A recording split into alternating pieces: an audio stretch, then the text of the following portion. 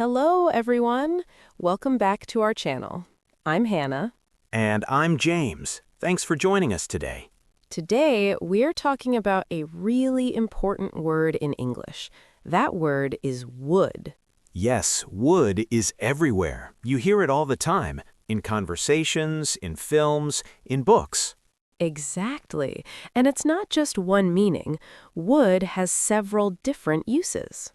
That's right. It can feel confusing at first, but once you understand how it works, it becomes much easier. So today, we're going to explore the main ways English speakers use would in everyday life. We will give you clear examples and help you understand when and why we use it. By the end of this summary, you'll feel more confident using would yourself. Perfect. So let's start with the most common use. Hannah, what's the first way we use would? The first way is for polite requests. When you want to ask someone for something, would makes it sound polite and friendly. That's really important. Instead of saying, "Give me a glass of water," you can say, "Would you give me a glass of water, please?" Much better, isn't it? It sounds softer and more respectful. Absolutely. You can also say, "Would you mind closing the window?" Or, "Would you like some tea?" These are everyday questions. We use them at home, at work, in shops, everywhere. And people really appreciate it when you're polite. So would helps you sound friendly. Exactly. Now, the second way we use would is to talk about imaginary situations. Yes, situations that are not real. We call these hypothetical situations. For example, if I had more money, I would buy a new car. In that sentence, you don't actually have more money. You're imagining what you would do if you did. Right. It's not real, it's just an idea. Another example. If I were you, I would take the job. Again, you are not actually the other person. You're imagining yourself in their situation. This is really useful when you want to give advice or talk about possibilities. Yes, we use it all the time. If it was sunny, we would go to the beach. But it's not sunny, so we are not going. Perfect example. So would helps us talk about things that might happen but haven't happened yet. Or things that probably won't happen at all, like, if I won the lottery, I would travel the world. Lovely. Now let's move to the third use. We also use would to talk about past habits. Yes, things you used to do regularly in the past, but you don't do anymore. For example, when I was a child, I would play in the park every day. That means it was your habit. You did it again and again. Exactly. Another example, my grandmother would bake bread every Sunday.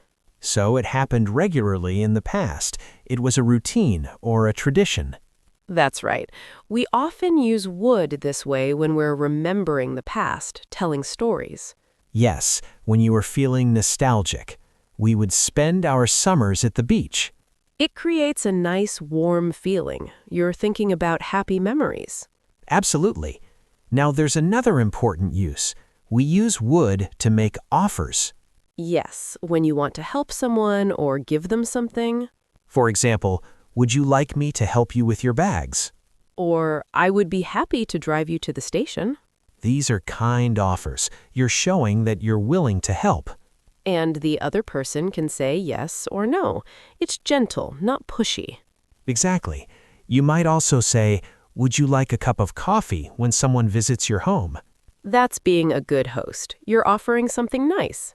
Yes, and would makes it sound warm and welcoming. Now, let's talk about preferences. We use would to say what we prefer. That's right. I would prefer tea to coffee, or I would rather stay at home tonight. Would rather is a really common phrase. It means you prefer one thing over another. For example, I would rather walk than take the bus. Or would you rather have pizza or pasta for dinner? It's a great way to talk about your choices and what you like. Yes, and it's softer than just saying, I want pizza. It sounds more thoughtful. Good point. Now, we also use would to talk about the future in the past. That sounds complicated, but it's actually simple. It means you were telling a story about the past and you were talking about something that was going to happen later. For example, he said he would call me tomorrow. You're reporting what someone said in the past. Right. At the time he said it, tomorrow was in the future, but you were talking about it now in the past. Another example, she promised she would finish the work on Friday. So would connects the past to a future moment that was still ahead at that time. Exactly. It's very common in reported speech when you're telling someone what another person said. Yes, they told me they would arrive at 6 o'clock. Perfect. Now, there's one more important use. We use would to make suggestions. That's right. When you want to give someone an idea, you can use would. For example, it would be a good idea to bring an umbrella. Or, I would suggest leaving early to avoid the traffic.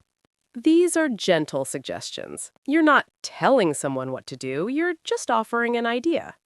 Yes, it's friendly advice. It would be nice to invite Sarah to the party. Lovely. So would is really useful for being polite and helpful. Absolutely. Now let's think about some common mistakes people make with would. Good idea. One mistake is using would with if I in the wrong part of the sentence. Yes, people sometimes say, if I would have money, I would buy a house. But that's wrong. The correct way is, if I had money, I would buy a house. You don't use would in the if part. You use it in the main part of the sentence. Exactly. The if part uses the past tense, and the main part uses would. Another mistake is forgetting that would stays the same for all subjects.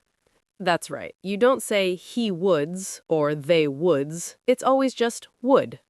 I would, you would, he would, she would, we would, they would. Always the same form. Yes, that makes it easier, actually. No changes needed. True. Now, what about pronunciation? That's important too. Yes, in spoken English, we often shorten would to d. For example, I would go becomes I'd go. She would like becomes she'd like. This is very natural in conversation. You will hear it all the time. But when you're learning, it's fine to say the full word would until you feel comfortable. Absolutely. Clear speech is more important than sounding fast. Now, let's think about some really useful phrases with would that you can use every day. Great idea. One phrase is I would love to. It means you really want to do something. For example, someone asks, would you like to come to dinner? And you say, I would love to. It's enthusiastic and friendly, much nicer than just yes. Another phrase is, I wouldn't mind. It means you're okay with something. You're willing. Would you like to see a film tonight? I wouldn't mind. That sounds nice. It's casual and relaxed, not too eager, but positive. Yes, very British, actually. We say, I wouldn't mind a cup of tea quite often. That's true. Another useful one is, I would say. You use it when giving your opinion. I would say this is the best restaurant in town. Or, I would say she's very talented. It makes your opinion sound thoughtful, not too forceful. Exactly. Now, what about, would you mind if I? Oh, that's a really important one. You use it when asking for permission. Would you mind if I open the window? Would you mind if I sat here? It's very polite. You're checking if something is okay before you do it. And the answer is usually not at all or of course not if it's fine. Yes, the double negative can be confusing. Would you mind? And the answer is no, I don't mind. So no actually means yes, it's okay. English can be tricky sometimes. It can, but with practice it becomes natural. Now let's talk about would like. This is one of the most common uses of would. We use it instead of want to be more polite. I want a coffee is okay, but I would like a coffee sounds much better. especially in restaurants, shops, and formal situations. I would like to order the fish, please. We would like a table for two, please. Perfect. And you can also use it to talk about wishes and hopes. I would like to visit Japan one day. She would like to learn to play the piano. It's softer than I want to visit Japan. It sounds more like a dream or a plan. Yes, more thoughtful and considered. Now there's also would have. This is for talking about the past, about things that didn't happen. Right. I would have called you, but I lost my phone. So you had the intention, but something stopped you. We would have gone to the party, but we were too tired. Again, you wanted to, but you didn't. This is really useful for explaining why you didn't do something. Yes, and it's not making excuses, it's just giving context. Exactly. Another example. He would have helped, but he was busy. So would have is about missed opportunities or changed plans. That's a good way to think about it. Now let's consider how would appears in questions. In questions, would comes before the subject. Would you like some water? Would he come to the meeting? Would they prefer the morning or the afternoon? The structure is would plus subject plus verb. And these questions are usually polite and friendly. Yes, they invite someone to respond without pressure. You're giving them a choice, not demanding an answer. Exactly. Now, we should mention that would is a modal verb.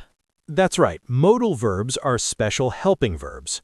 They don't change form, and they're followed by the base form of another verb. For example, I would go, not I would to go. Yes, no to after would. The same is true for other modal verbs like can, should, might. Good to remember. So after would, you use the simple verb form. I would buy, she would read, they would travel. Perfect. Now let's think about some everyday situations where you'll hear would. At a restaurant, you'll hear, what would you like to order? Or, would you like anything to drink? The waiter is being polite and professional. And you might reply, I would like the chicken, please. At work, you might say, I would recommend checking the report again. Or, would it be possible to move the meeting to Thursday? Very professional and courteous. In social situations, would you like to come over for dinner? We would love to see you this weekend. These are friendly invitations using would. Yes, they sound warm and genuine. And when giving advice, I would talk to your manager about that. I would try the new cafe on the corner. Helpful suggestions without being bossy. Exactly. Would really helps you communicate in a kind, respectful way. It does, and that's why it's so important to learn. Now, let's talk about the feeling would creates. That's interesting. What do you mean? Well, would often adds a sense of politeness, distance, or uncertainty. Yes, it's less direct than using simple present or past tenses. I want tea is direct. I would like tea is softer. Come here is a command. Would you come here is a request. So would creates space for the other person to respond. It shows respect for their choice and their time. That's why it's so valued in English-speaking cultures. Especially in Britain, where politeness is really important. Absolutely. Using would well makes you sound considerate and thoughtful. And that helps you build good relationships, both personal and professional. So true. Now, what if you're not sure whether to use would or another word? Good question. Sometimes learners confuse would with will. Yes, will is for definite future plans. Would is more conditional or polite. I will go tomorrow means you've decided. I would go if I could means it depends. Right. Would often comes with if for imaginary situations. And will is more certain, more confident. Another confusion is between would and could. Could is about ability or possibility. Would is about willingness or preference. I could help you means I'm able to. I would help you means I'm willing to. Sometimes both work, but the feeling is slightly different. Yes, it's subtle but important. With practice, you'll develop a feel for which one fits best. Absolutely. Listening to native speakers helps a lot. And reading English books, watching films, listening to podcasts. The more you see would in context, the more natural it becomes. That's the key. Context helps you understand meaning. And repetition helps you remember. Speaking of repetition, let's quickly review the main uses we've covered today. Good idea. First, we use would for polite requests. Second, for imaginary or hypothetical situations. Third, for talking about past habits. Fourth, for making offers to help someone. Fifth, for expressing preferences. Sixth, for talking about the future in the past. And seventh, for making gentle suggestions. Those are the main ones. There are other small uses too, but these are the most important. Yes, if you master these, you'll be using would like a native speaker. And remember, mistakes are okay. They're part of learning. Exactly. Don't be afraid to try using would in your conversations. Even if you're not perfect, people will understand you. And they'll appreciate that you're trying to be polite. That's what matters most. Communication is about connection. Absolutely. And would is a wonderful tool for creating that connection. It really is. So keep practicing, keep listening, keep learning. You're doing great, and every step forward is progress. We believe in you. And we're here to support your English journey. Thank you so much for listening to Amiir Talk today. We hope this summary has helped you understand would better. Remember, learning takes time, but you're getting better every day. Keep going, stay curious, and enjoy the process. Until next time, keep practicing your English. And don't forget, you would be amazed at how much you can achieve. See what he did there? Using would to encourage you. Exactly. It's everywhere once you start noticing it. Thanks again, everyone. Take care. Goodbye, and happy learning. Bye.